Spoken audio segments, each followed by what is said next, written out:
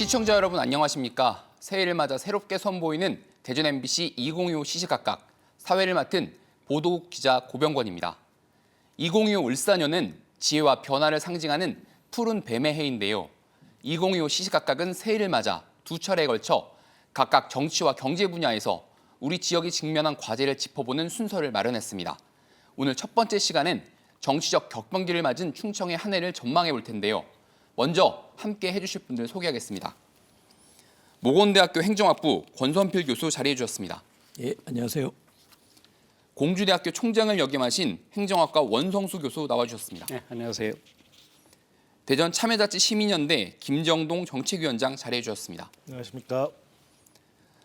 충남 시민사회 단체 연대회의 박진용 공동대표 함께 해주셨습니다. 안녕하십니까.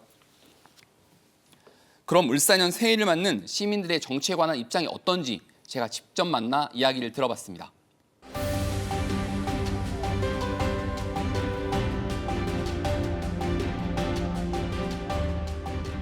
나라도 어수선하고 좀 그런 면에서 더 사람들이 이렇게 활동을 안 하고 그냥 모든 게 정지된 이런 그런 느낌이 전에는 이렇게 시장에 사람이 없지가 않았어요.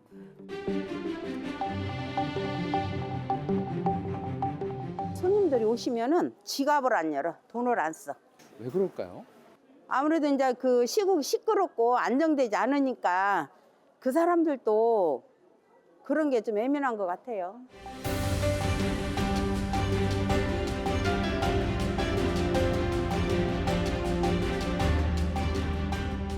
지금 힘들잖아요. 저 뭐 계엄도 있고 막 이런 막 이렇게 뭐 내란이다 뭐다 해가지고 그러면서 더 불안한 것 같아요. 사람들이. 그러면서 돈을 안 쓴대요. 1,000원짜리 호떡은요. 나라가 이렇게 힘들어져도 잘 돼야 되거든요. 그런데 안 나가요. 그러니까 문제라는 거예요. 뭔지 모르겠어요.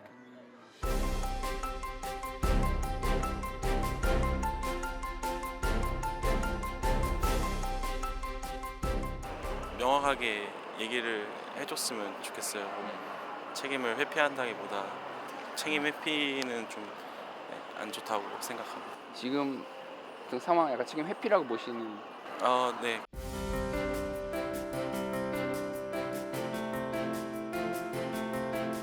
일단 경제가 살아야 되잖아요. 경제를 일단 무조건 살려야 된다는 생각이 있거든요.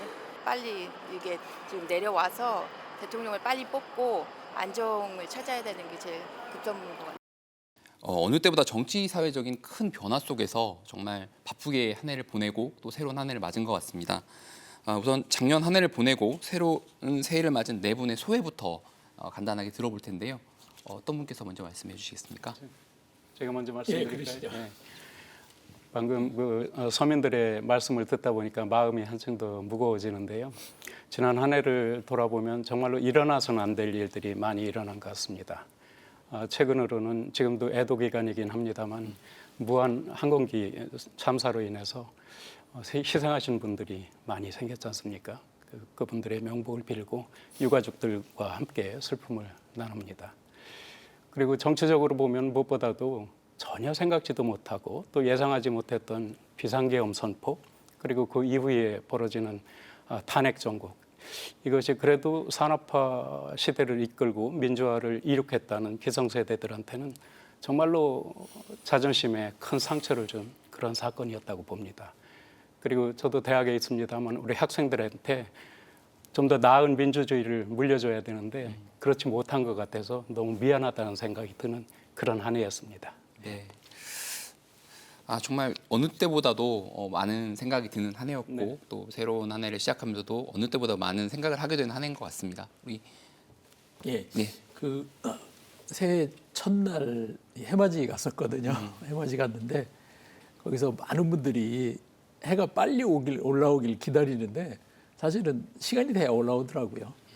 이제 이거 한 가지가 이제 이건 어쨌든 역사의 이 흐름은 계속 가고 있고 그다음에 이제 금년에 해 뜨는 거의 큰 특징 중에 하나가 모르겠습니다. 지역마다 조금 다를 것 같은데 구름도 없고 아무것도 없이 그냥 아주 단순 명료하게 뜨더라고요. 금년에. 그래서 저는 금년이 이렇게 단순 명료해지는 한 해가 됐으면 좋겠다 이런 바람을 가져봤습니다. 그리고 그 단순 명료한 거는 시간이 지나면서 명확하게 드러날 거라는 생각이 들어가지고 기대를 갖고 있습니다. 네. 단순 명료하게 좀 정리가 됐으면 하는 그런 기대를 하게 됩니다. 네, 올 한 해를 또 전망해 주시는 그런 또 상징적인 말씀을 해주신 것 같고요. 예, 유 원장님께서는 어떠셨습니까? 원 교수님도 말씀하셨지만 연말이 워낙 파란만장해서 생각지도 못했던 내란 사태라든지 그리고 그 너무나도 어이없는 또 한 번의 사회적 참사가 좀 있었습니다. 그러다 보니까 연말이라는 느낌 없이 너무 정신없이 보냈던 것 같아요. 어느 때보다 뭐 송년 모임이나 이런 걸 할 상황도 아니었고 그렇게 좀 정신없이 보내다 보니 어떻게 보면 새해의 소망이 그래서 좀 더 명확해지지 않나라는 생각이 좀 들거든요. 어떻게 보면 이 내란 사태에 대한 후속 조치 탄핵이라든지 아니면 처벌이라든지 명확히 해서 우리나라 민주공화국의 헌정 질서를 회복해야 된다는 것 그리고 이 사회적 참사가 다시는 일어나지 않도록 좀 더 안전한 사회를 만들어야 된다는 것 이런 정도로 소망이 좀 명확해지지 않나라는 생각이 좀 들었습니다. 네, 소망 말씀 잘 들었고요. 우리 박진용 대표께서는 어떠십니까? 네, 뭐 많이 다르지 않은 것 같습니다. 말씀하신 대로 있어서도 안 되고 또 잊기도 힘든 일들이 연달아서 그것도 한 달 새에 벌어졌고 그러다 보니까 뭐 한 해의 마무리라는 게 정말 정신없이 시간이 지나간 것 같은데요. 한 해를 보내면서 그 아는 지인분 중에 한 분이 덕분에라는 단어를 새긴다 뭐 이런 식으로 인사를 해주셨어요. 근데 그냥 평상시 같았으면 그냥 평범하게 이렇게 그냥 생각을 했을 텐데 2024년을 생각해 보면 이 덕분에가 아니라 이 때문에를 외치면서 남 탓을 하면서 워낙 자기의 권력과 이런 것들을 휘둘렀던 일들을 많이 봐온 터라 이 말이 더 가슴에 남았던 것 같고요. 2025년 올해는 그래서 묵묵히 자기 책임은 다 하면서 덕분에라는 단어를 많이 쓰고 또 그런 단어를 쓰는 사람들을 많이 볼 수 있는 그런 한 해가 되면 좋겠다 이런 생각들을 해봤습니다. 네. 네 분의 한 해를 맞는 소회 소감 한 말씀 들어왔고요. 이제 본격적으로 토론으로 들어가도록 하겠습니다. 벌써 지난해네요. 지난 12월 3일 내란 사태 이후에 현직 대통령을 대상으로 그 이후에 이제 사상 초유의 사법 절차가 지금 진행이 되고 있습니다. 그런데 법적 책임을 회피하지 않겠다고 했던 대통령이 실제로는 지지자들에게 뭐 편지를 보내는 등 내란을 조장하는 그런 행위를 하면서 법 질서를 혼란하게 하고 있다는 지적이 일고 있는데요. 내란 사태 이후에 윤석열 대통령의 행보 어떻게 좀 평가하시는지 질문을 공통적으로 들어보겠습니다. 네, 가끔 그 화면에 대통령 집무실이 이렇게 잡히는데 그 탁자 위에 그 미국 대통령으로부터 선물 받은 게 놓여 있었죠. The buck stops here라고. 그게 모든 책임은 이 자리에 있는 사람한테로 향한다 그런 뜻인데 책임이라는 거를 다시 한번 생각해 보게 돼요. 윤 대통령께서 공수처의 소환에 불응하고 또 지금도 녹화하고 있는 지금도 진행 중이긴 합니다만 영장까지 그 체포영장까지 발부된 상황에서 경호처하고 사법기관이 지금 대치를 하고 있는 그런 상태가 벌어지고 있거든요. 이거는 국민들 보기에도 참으로 딱한 상황이고 대통령 본인도 당당하게 수사에 임하겠다 이렇게 천명을 했는데 거기에 대한 책임을 지고 있지 못해서 또 다른 불상사가 일어나지 않을까 걱정이 큽니다. 네. 저는 이 상황에서는 결자해주의 자세로 대통령이 이 상황을 잘 수습하고 풀 수 있도록 스스로 출두해서 조사에 임하는 것이 바람직한 그런 상황이 아닌가 그렇게 생각을 합니다. 대통령의 책임을 강조하는 말씀 해주셨고요. 예. 우리 사회가 움직이는 몇 가지 기본적인 원칙이 있거든요. 이제 그 중에 어쨌든 저희가 민주공화국이니까 민주주의하고 공화국 원리 이 두 가지 원리를 기본적으로 지킨다고 생각하면은 다수가 원하는 방향으로 흘러가야 되는 게 기본이거든요. 이 다수의 흐름이라고 하는 게 어느 정도 결정됐기 때문에 거기에 따라주는 게 옳다고 생각하고요. 또 다른 건 어쨌든 헌정 시스템 자체가 우리 헌정 자체가 삼권 분립으로 돼 있기 때문에 국회와 사법부가 행정부에 대해서 요구하는 대통령에 대해서 요구하는 게 명확해졌거든요. 따라줘야죠. 이거 자체가 지금 헌정 질서를 무너뜨리고 있는 거거든요. 반란이 계속되고 있다라고 할 수밖에 없는 겁니다. 더군다나 이제 무력이 충돌 가능성까지 이렇게 얘기되고 있는 상황까지 간다라는 건 대단히 위험한 상황이라고 생각합니다. 이게 법치주의를 얘기하는 건데 실제 이제 국가가 운영되는 거는 법에 의해서 질서가 잡히고 법에 의해서 운영이 돼야 되는데 계속 지금 법을 이용하는 다양한 표현들이 나와요. 일반인들은 영장 집행을 하든 법원에서 어떤 결정이 나르면 무조건 따르는 게 기본이거든요. 근데 거기에 대해서 여러 가지 변명, 미루기, 피하기 이런 계속 나온다라고 하는 것은 법을 알고 있기 때문에 하는 거거든요. 그러니까 법을 알고 있는 사람들이 그렇게 한다라고 하는 것 자체가 일반인한테는 예외적인, 그래서 법기술자란 말이 사용될 수밖에 없는 게 지금 현실이라고 보여지거든요. 대단히 위험한 상황이라고 보여집니다. 법에 대한 신뢰, 헌정 질서를 무너뜨리고 있는 거, 그리고 법을 잘 안다는 사람들이 일반인들의 상식을 뛰어넘어갖고 계속 다양한 이 면피성, 이 상황을 모면하려는 행동을 보면서 모르는 사람들, 법을 모르는 사람들은 상실감, 또 불안하죠. 내가 이걸 모르고 있으니까 이런 상황이 됐을 때 나는 어떻게 할 건가를 불안해지게 만드는 거거든요. 상식을 넘어선 일들이 벌어지니까 이게 대단히 위험한 거라고 보여집니다. 현 상황이 굉장히 엄중하고 위험한 상황이다. 굉장히 혼란스러운 상황이다라는 말씀해 주셨고요. 또 우리 시민사회 단체를 대표 나오신 두 분께서는 또 이제 거리에서 많이 집회를 또 하시면서 여러 가지 생각이 드셨을 것 같아요. 윤 대통령의 행보 어떻게 보십니까? 윤석열 대통령은 우리 권 교수님께서 민주공화국 얘기를 하셨는데 민주공화국에 대해서 이해할 생각이 없으시구나. 그리고 본인을 헌법과 법률 위의 존재라고 생각하는 게 아닌가라고밖에 좀 안 보여지는데요. 실제 그 12월 3일 비상계엄 사태 때 국회의원들을 체포하려고 그랬죠. 그건 법률이나 헌법에도 당연히 불가능한 얘기입니다. 그리고 헌법위기관인 선관위에 군대를 보내서 여기를 또 점거하려고까지도 했습니다. 이후의 행보도 좀 마찬가지라고 보여지는데요. 체포영장이 발부되고 이게 그 집행이 돼야 되는데 사법기관의 결정 또한 무시하고 있는 상황인 거잖아요. 입법과 사법을 모두 무시하고 내가 옳다라고 하는 것, 이거는 민주공화국의 체제가 아니죠. 지금 본인의 지지자들에게 우리 체제를 수호하기 위해서 열심히 싸우고 있다고 하는데 그분이 생각하는 체제라는 건 과연 민주공화국인가? 제가 보기엔 아니거든요. 입법, 사법에 대한 삼권 분립 없이 통수권자 혼자서 하는 건 본인이 그렇게 싫어한다고 얘기한 북한이나 마찬가지인 거죠. 자기가 지금 수호하려는 어떤 체제인지, 그리고 그 지지자분들도 과연 우리가 지키려는 체제가 무엇인지 명확히 고민해 봐야 된다고 생각을 합니다. 예, 말씀 감사합니다. 박지웅 대표님께서는 어떠셨습니까? 뭐 시민단체 활동가로서가 아니라 일반 시민의 그 입장과 눈으로 봐도 그 윤석열 대통령은 대통령으로서 해서는 안 되고 또 할 수 없는 일들로 일관하면서 그 모렴치와 무책임의 끝을 보여준 게 아닌가 생각을 합니다. 그러니까 상식적인 사람이라고 한다면 비상계엄 선언을 해제하는 순간에 같이 사퇴를 했어야 된다고 보거든요. 근데 그러지도 않았고 1차 탄핵소추가 임박한 시점에서는 자신의 그 비상계엄 선포가 정당했고 그다음에 또 그 국민의힘과 같이 이 수습 방안을 만들어가겠다 하면서 국민의힘을 끌어들여 책임을 회피했고 2차 그 탄핵 소추가 임박한 시점에서는 계엄 선포가 정당했다. 그리고 이게 그 탄핵이든 수사든 당당하게 맞서겠다 했지만 그 이후로도 그 말은 하나도 지켜지지 않았습니다. 그리고 그 결정적으로 그 공수처의 체포영장이 발부되는 시점에서는 이게 그 극우 지지자들을 선동해서 끝까지 싸우겠다 이런 식의 그 표현을 서슴지 않았거든요. 결국 불리한 시점마다 대국민 메시지라는 걸 빙자해서 자신의 그 책임을 회피하고 지지자들을 규합하는 이런 방식으로 무책임한 행동을 계속 이어온 그것에 다르지 않다고 봅니다.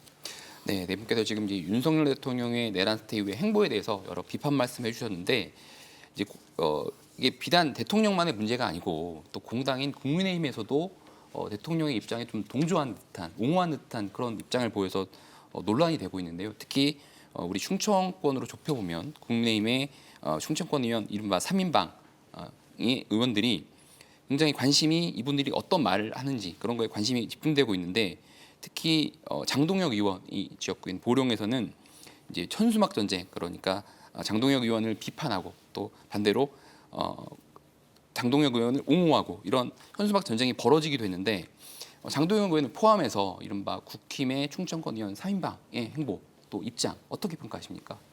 뭐 3인방이라고 하면은 방금 말씀하신 장동혁 의원하고 또 강승규 의원 그리고 성일종 의원이 있는데 강승규 의원은 친윤으로 이렇게 분류가 되고 있고 우리 그 장동혁 의원은 그래도 친한계로 이렇게 분류가 돼서 혁신적인 그런 모습을 보여주고 있었다 이렇게 생각을 했어요. 그래서 국회 비상계엄 해제 요구까지는 참여를 해서 회의를 같이 했기 때문에 상당히 국민의힘 쪽에서도 그래도 좀 혁신적인 그런 그 의원으로 이렇게 좀 인정을 하는 모습이 있었는데 그 후에 한동훈 대표도 그렇고 좀 오락가락하는 그런 사이에 대통령 탄핵에 대해서는 서로가 생각이 달랐던 것 같아요. 한동훈 전 대표는 국민을 생각을 해서 대통령을 탄핵으로 이렇게 가야 된다. 공감대를 좀 형성해서 중도 확장을 해야 된다 하는 그런 마음이 컸던 것 같고 탄핵만큼은 해서는 안 된다 하는 입장이 장동혁 의원한테는 컸던 것 같아요. 근데 최근에 여론조사에서도 볼 수 있듯이 국민들께서 탄핵은 잘 된 거고 이루어져야만 된다 하는 그런 여론조사 결과가 나온 걸 보면 이것으로 인해서 윤석열 대통령을 계속 옹호하려는 국민의힘 일부 지지자들과 그리고 또 장동혁 의원한테는 아주 오랫동안 현재의 상황이 좋은 골시처럼 이렇게 깊게 새겨지지 않을까 저는 그런 생각을 합니다. 어려운 상황일 거예요. 상황이 원래 급변한데 1차적으로 어쨌든 저는 이제 윤석열 대통령의 지금 계엄에서부터 지금까지 이르는 이 과정에 대해서 국민의힘이 제 역할을 하지 못했다라고 하는 건 이제 분명하다고 봅니다. 책임 있는 정당으로서 이 정당으로서 역할을 해야 되는 거거든요. 대통령이 문제가 있다면 정당으로서 역할을 해야 되는데 그 정당의 역할을 제대로 하지 못했다라고 하는 게 지금까지 계속되고 있고요. 그런 상황에서 그 내부적인 정당 상황에서 본인이 어떤 입장을 취할 건가라고 하는 거는 중요한 선택이 되겠죠. 근데 이 선택에 있어서 세 분 다 사실은 지금 제대로 된 선택을 하지 못하고 계신 거 아닌가 이런 생각이 듭니다. 장동혁 의원도 마찬가지죠. 본인은 어쨌든 지역구를 포함해서 또 국민의 대표로서 어떤 입장을 취할 건가를 명확하게 생각을 해야 되는데 정당에 매몰되는 것도 지금은 안 되는 상황이라고 보여지거든요. 그렇다면 이 상황에서는 오히려 지역구 의견을 충분히 들어보시고 그 입장을 대변하는 것이 자기로서 가장 다음번 선거를 준비하는 데서 유리할 거라고 생각하는데 사실 그런 모습이 안 보이고 그런 발언들이 전혀 나오지 않는다는 거예요. 이게 한계라고 보여지는 겁니다. 정치인으로서 한계가 이분들은 클 수 없겠다라고 보는 거죠. 당내에서도 마찬가지잖아요. 지금 울산에서 탄핵 찬성해갖고 전 국민이 알게 된 의원이 있어요. 이분들은 사라지고 있거든요. 지역에 있는 의원들이 자기 입지가 줄어들고 있는 걸 보고 있거든요.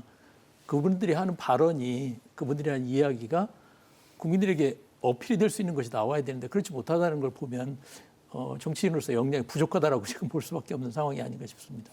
대다수 국민들이 얘기하고 있는 것과 주장하고 요구하고 상식 있는 수준의 것과 발언을 못 하고 있는 거죠. 예, 그 어떤 공당인데 국민의힘 예. 공당인데 공당에서의 얘기하는 방향과 많이 좀 다르기 때문에 심지어 요구에서는 뭐 국민의힘 해체 뭐를 요구하는 그런 목소리까지 나오고 있는 거 아니겠습니까? 어떻게 보십니까?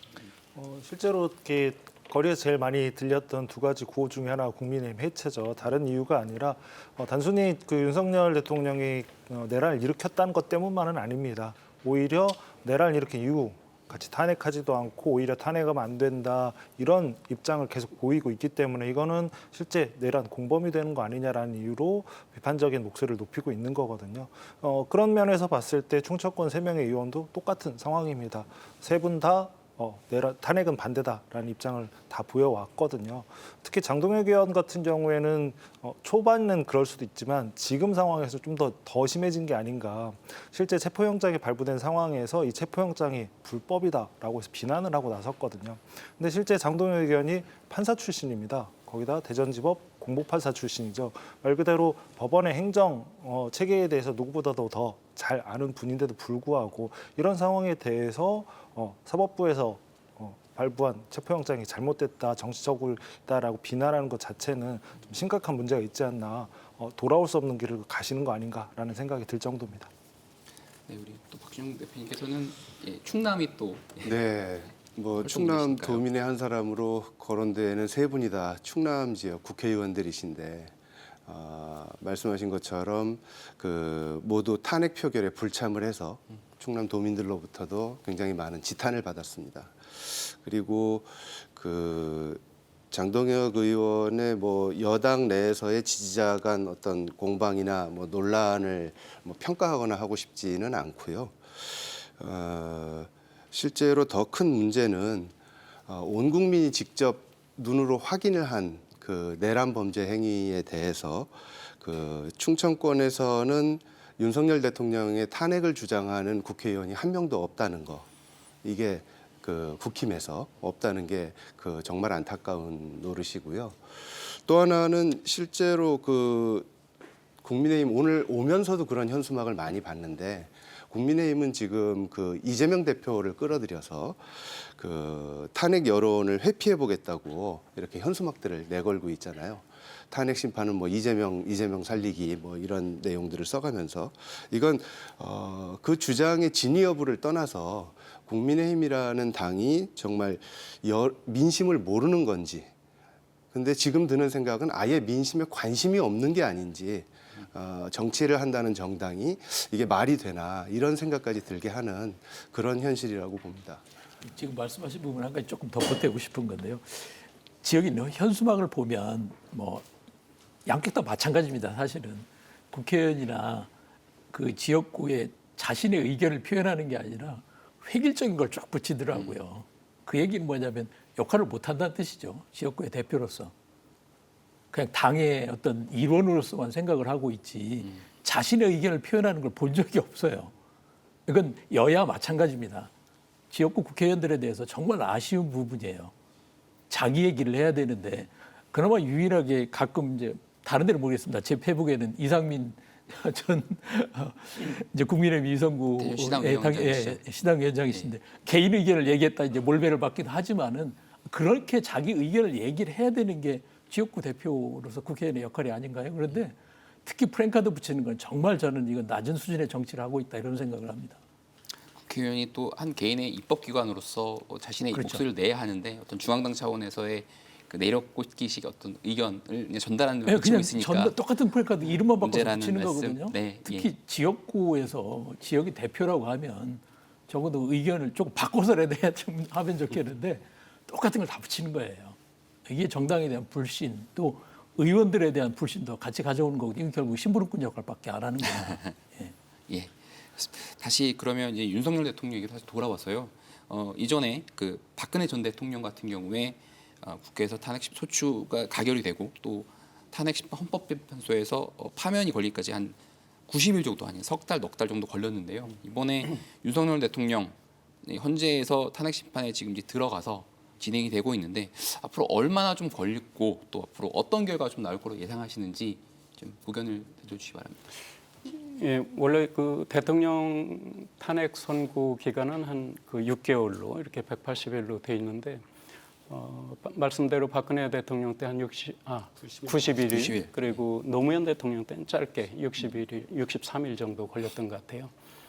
근데 지금 얼마 전까지 그저께 전까지만 해도 헌재 재판관들이 6인 체제이지 않았습니까? 그게 이제 대통령 추천 3인, 그리고 대법원장 추천 3인 해서 6인이었었는데, 국회 추천 3인에 대한 것이 이제 임명이 되지 않고 있다가 최상목 그 대행에 의해서 3명 중에 2명이 임명이 됨으로써 이제 8인 체제로 됐는데, 박근혜 대통령 때 그 헌법재판소에서 8인 만장일치로 탄핵이 인용이 돼서 파면이 됐는데, 지금 이 상황이 이제 그 8인 체제로 되면서 심리가 상당히 빨라질 것 같아요.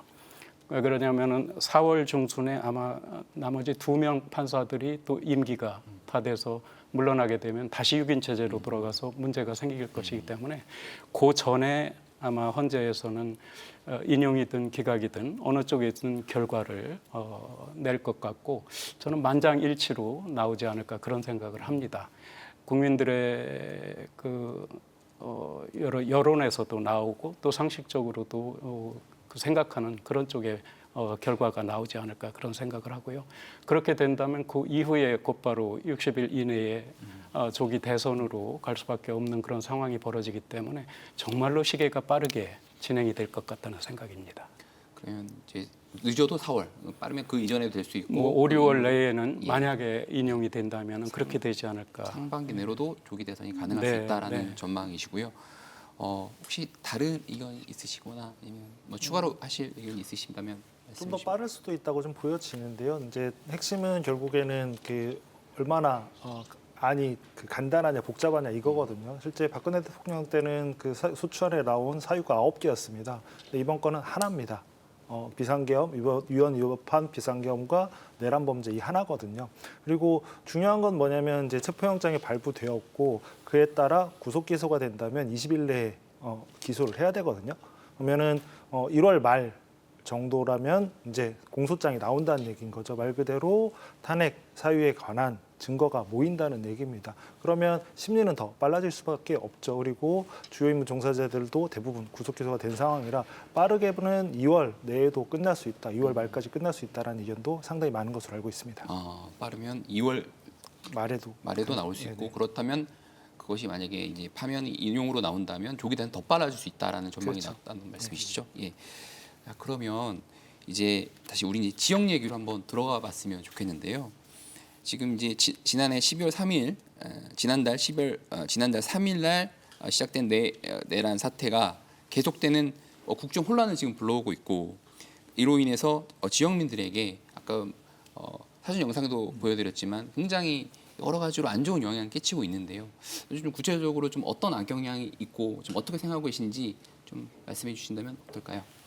방송 시작하면서 화면에서 시민들께서 말씀하셨다시피 지금 경제가 가장 어려운 것 같아요.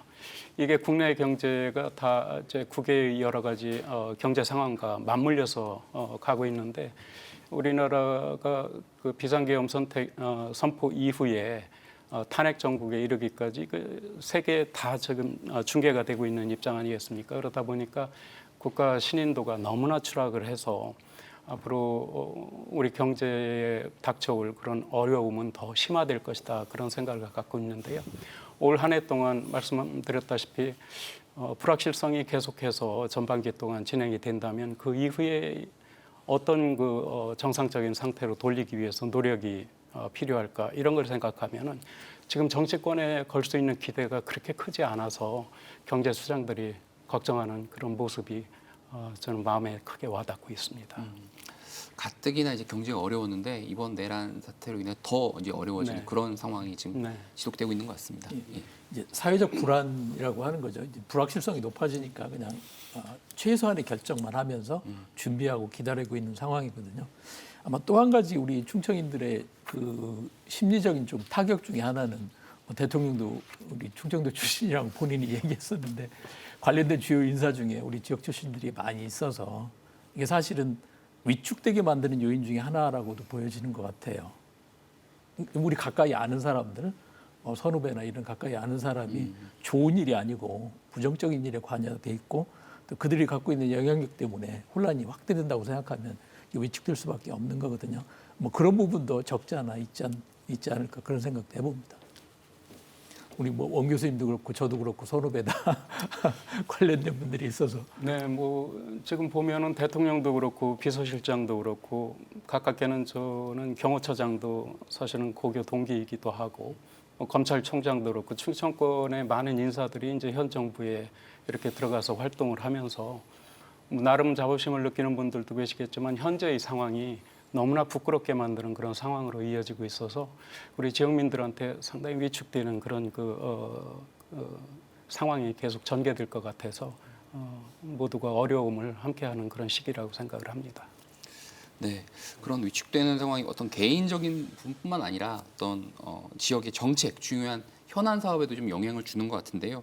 예를 들면 대전은 도시철도 2호선 트램 건설을 착공을 했는데 국비가 3분의 1 토막됐다 이런 보도가 많이 나와서 이게 좀 제대로 될 수 있을까라는 걱정이 좀 많고 그다음에 충남 같은 경우에도 윤석열 정부가 2차 공공기관 이전하겠다라고 얘기만 해놓고 계속 이제 이전이 미뤄지고 있었는데 이것도 또 물 건너간 거 아니냐라는 얘기가 나오고 있고 또 국회 세종시 같은 경우는 세종의사당이 건립에 좀 여러 가지 또 차질을 빚는 게 아니라 이런 우려가 나오고 있거든요. 그래서 어떤 국정 이런 혼란 속에서도 이런 지역의 중요한 정책이나 의제들은 계속 진행이 돼야 할 텐데 그런 것이 혹시라도 중단되지 않을까라는 좀 어떻게 보면 두려움 같은 것이 있는데 이런 부분에 대해서는 좀 어떻게 대처를 해야 될까요?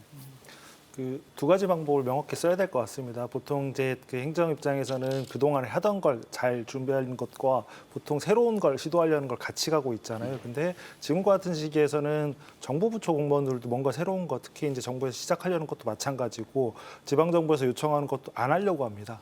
불확실성이 워낙 높다 보니까요. 그러다 보니 이런 상황에서는 기존에 하던 것 말씀하신 것처럼 도시철도 2호선 추경 같은 경우에는 될 겁니다. 왜냐하면 그 계획에 따라 돼야 되는 과정이기 때문에. 근데 그냥 될 겁니다라고 볼 게 아니라 지금 상황에서 그걸 챙기는 게 중요하다는 거죠. 근데 이걸 언제 챙겨야 되냐도 분명히 고민을 해야 된다는 거죠. 앞에서도 얘기가 있었지만 탄핵이 인용되고 조기 대선이 치러진다면 상반기에는 4월 이후부터 7월, 8월까지는 아무것도 못한다고 봐도 과언이 아니거든요.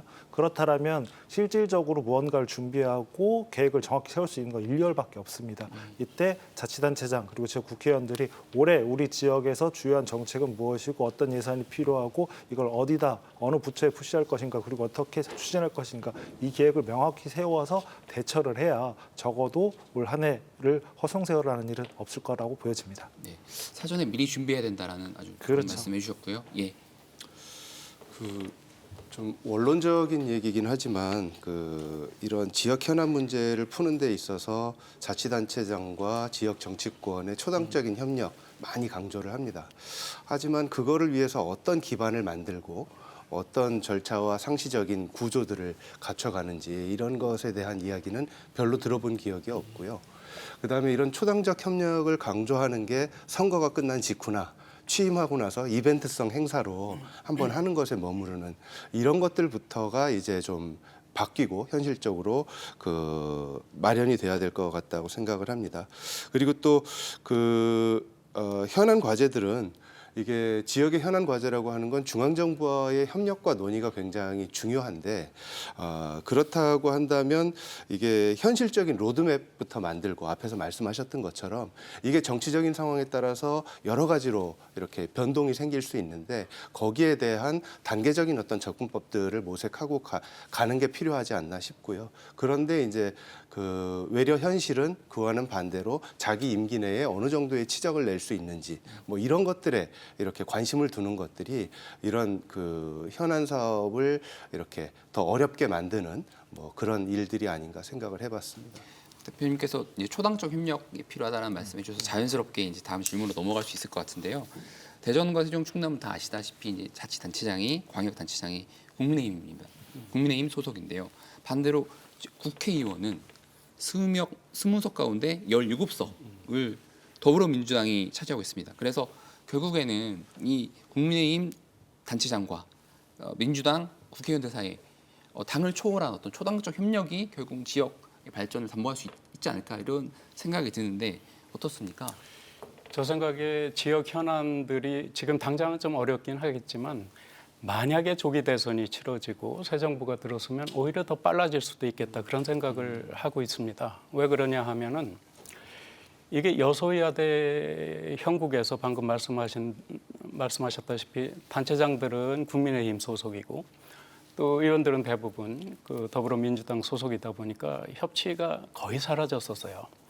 그래서 대선 이루어지기 전까지는 협치를 기대하기가 사실은 힘들죠. 왜냐하면 정권을 잡기 위한 노력들이 경쟁적으로 이루어질 것이기 때문에 오히려 불확실성이 해소되고 새로운 정부가 들어선다면 또 대통령에 나서는 사람들도 이제 지역 현안에 대한 의지를 공약으로 표명을 할 것이고 또 새 정부가 들어서면 그것을 표현하기 위해서 노력을 할 것이기 때문에 오히려 지역 현안이 쉽게 그리고 더 빨리 이렇게 해결될 수 있는 좋은 상황으로 갈 수도 있겠다. 그런 생각을 해보긴 하거든요.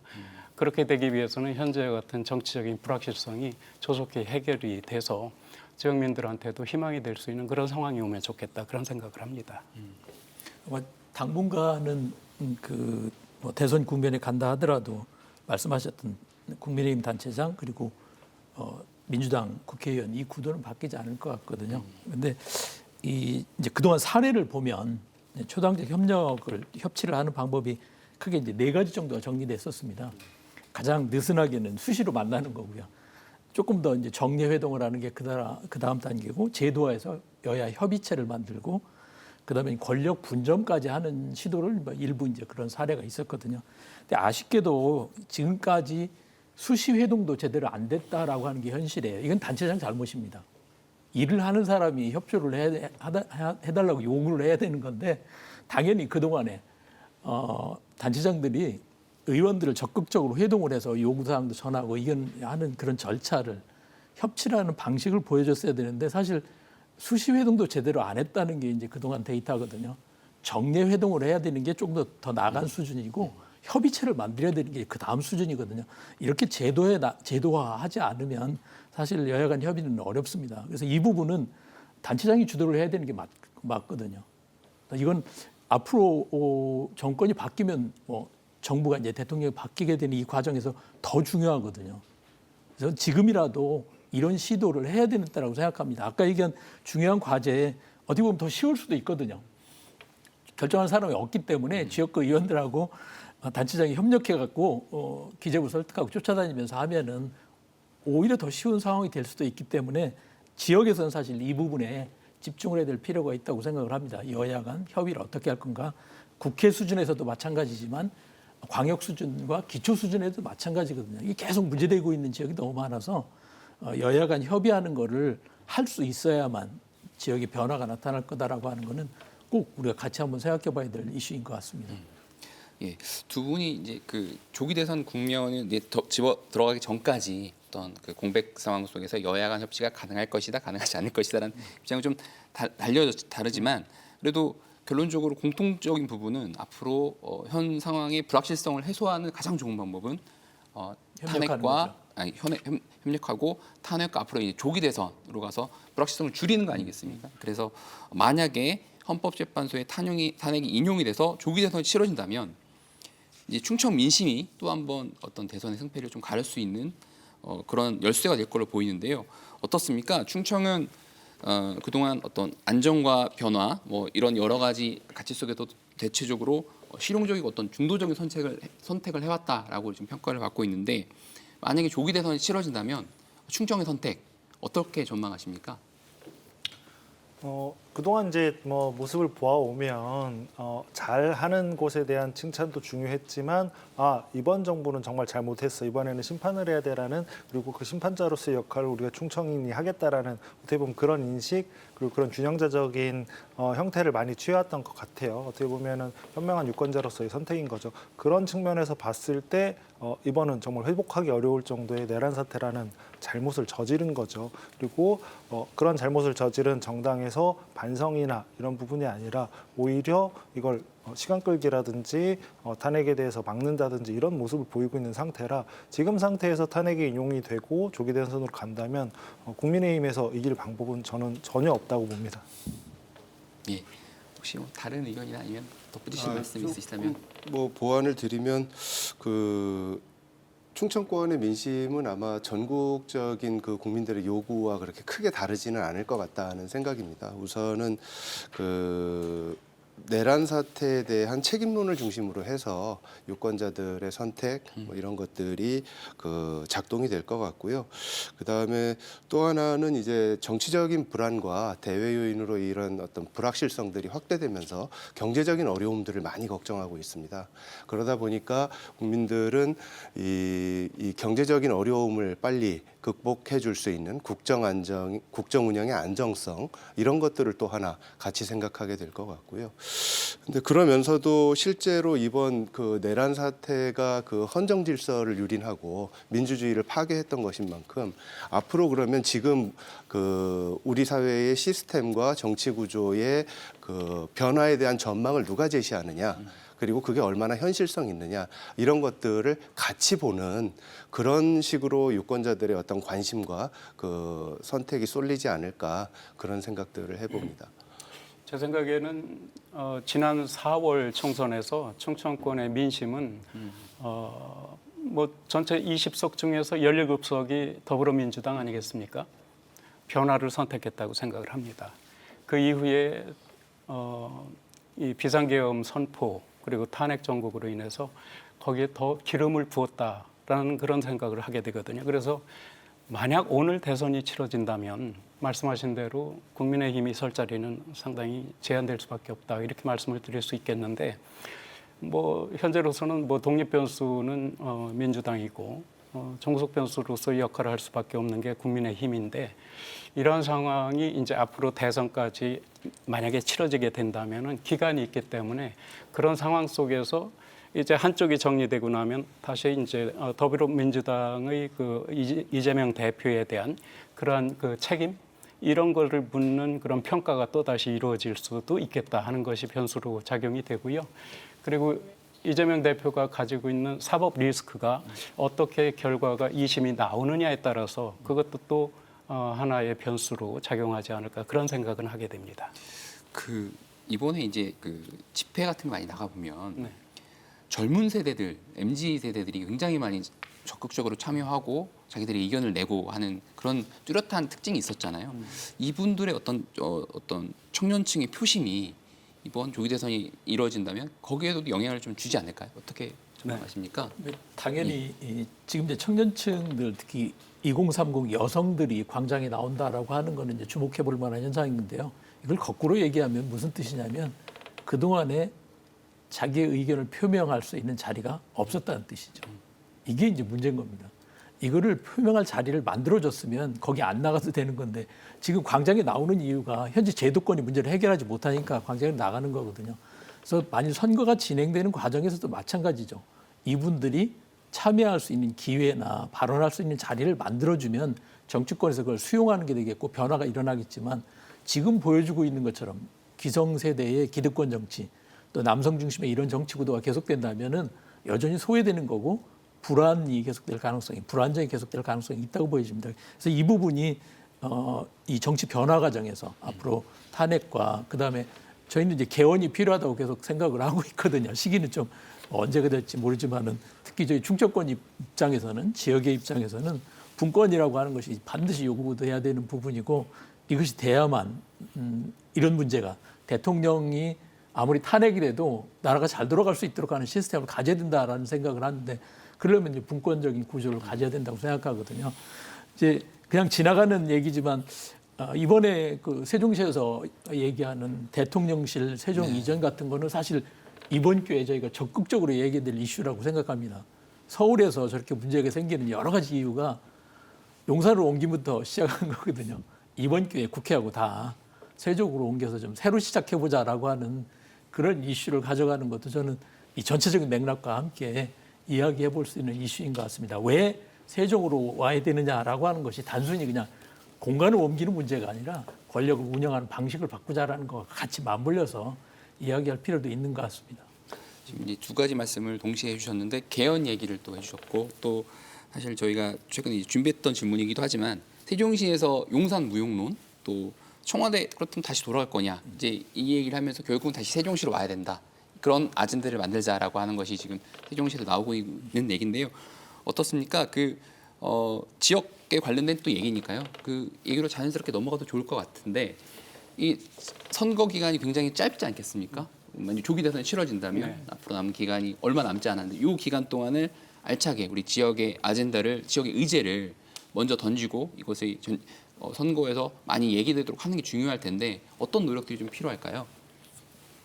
그 앞에서 이제 그동안 해왔던 정책들이 끊기지 않게 그리고 추진 중이었던 게 제대로 될 수 있도록 하는 게 중요하다는 얘기가 좀 있었잖아요.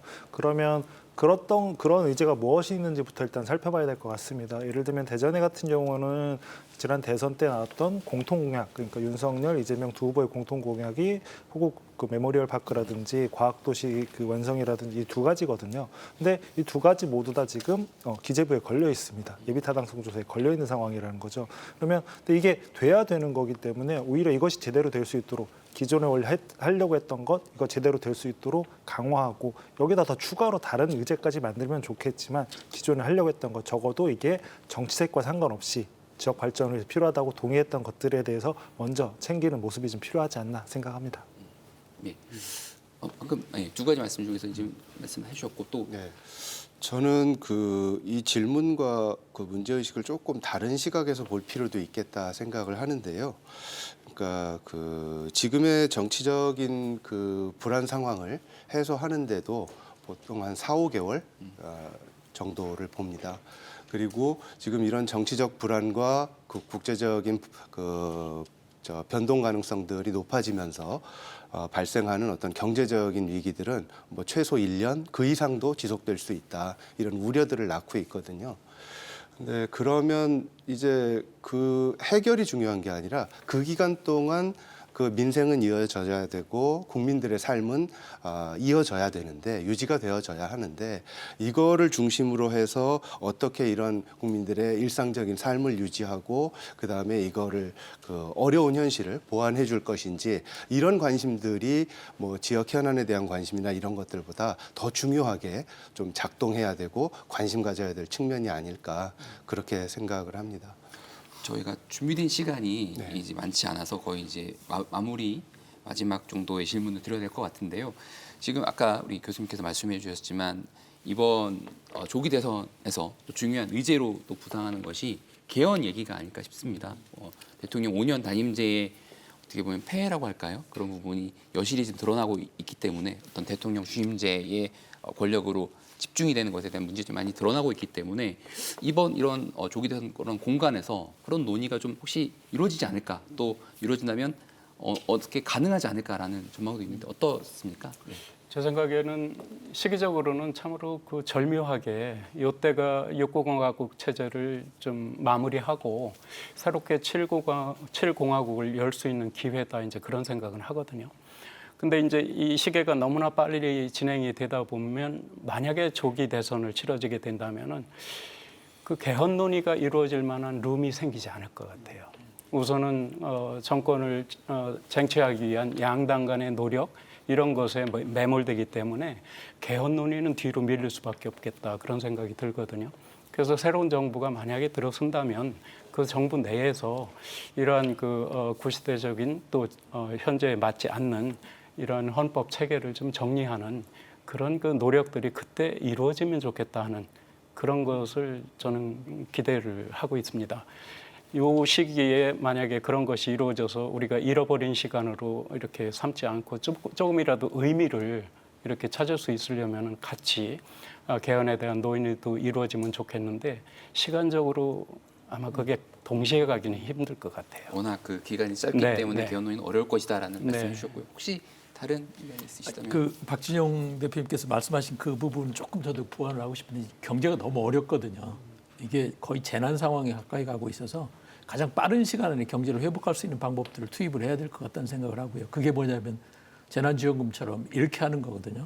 그러니까 재난지원금, 그다음에 저희가 계속 얘기하고 있는 지역 순환을 촉진하고 할 수 있는 상품권이라든가 지역화폐라든가 이런 빠른 시간 안에 경제를 돌릴 수 있는 걸 작동하지 않으면 안 되는 상황이라고 판단하거든요. 그래서 이 부분은 이게 여야 이념의 문제가 아니고 얼만큼 빨리 서민 경제를 회복시키냐가 경제 전반의 체력을 다시 활성화시키는 거기 때문에 이 부분에 대한 고민이 정말 필요할 거라고 보여집니다. 특히 중앙에서 안 하면 지자체라도 여기는 나서야 될 시기가 된 것 같습니다. 지금 상황이.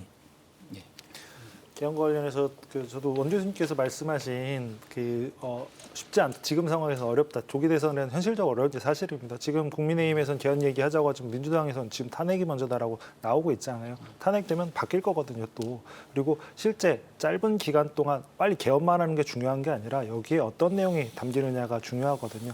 실제 여론조사를 보다 하더라도 개헌은 필요하다는 의견은 당연히 많습니다. 그리고 핵심 주제로 대통령제에 대한 얘기도 있지만 그거에 못지않게 나오는 게 기본권에 대한 내용들을 어떻게 포함시킬 거냐, 이런 다양한 것들이거든요.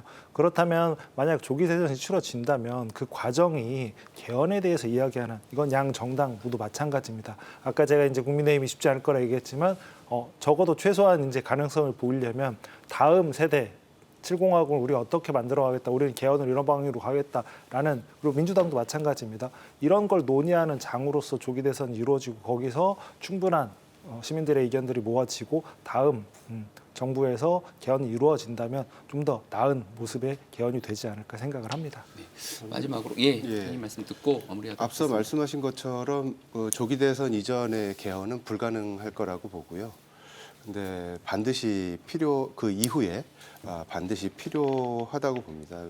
또한 지금 이 내란 사태와 탄핵 국면이 실제로 제왕적 대통령제의 허점에서 비롯됐다라는 것들을 모두가 알고 있고, 그다음에 박근혜 탄핵 이후에도 이걸 바꿔내지 못했다, 이런 반성도 지금 같이 존재한다고 봅니다. 그래서 차기에 대권에 도전하시는 분은 반드시 이런 정치 시스템에 대한 보완을 어떤 자기 공약으로 내걸고 임기 내에 충분한 논의와 토론을 거쳐서 이런 것들을 자기의 임기 중의 성과로 만들어가는 그런 과정들이 꼭 필요하지 않나 생각합니다. 네, 말씀 감사합니다. 정치적 격변기 속에서 새해를 맞은 우리는 지역과 국가의 미래를 고민하지 않을 수 없습니다. 오늘 토론을 통해 위기일수록 지역의 발전을 멈추지 않기 위한 전략과 여야를 넘어선 협치의 필요성을 공감할 수 있었습니다. 대한민국의 새로운 방향성을 결정하게 될 올해, 지역 발전이 곧 국가 발전으로 이어지는 선순환이 시작되기를 기대해봅니다. 2025 시시각각 오늘 순서는 여기서 마치겠습니다. 함께해 주신 시청자 여러분 고맙습니다.